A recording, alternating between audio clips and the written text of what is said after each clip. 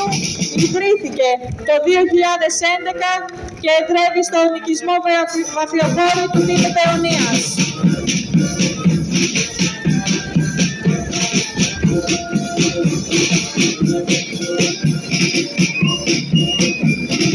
Σύλλογος Αραγκατσανέων Πολυκάστρου.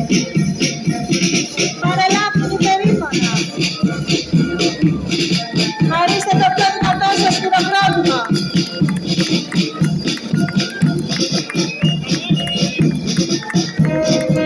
Πρότυπο θυσίας και αυταπάρνησης ήταν η Μαντώνα Προγέννης, μια ξεχωριστή προσωπικότητα της Επανάστασης του 21.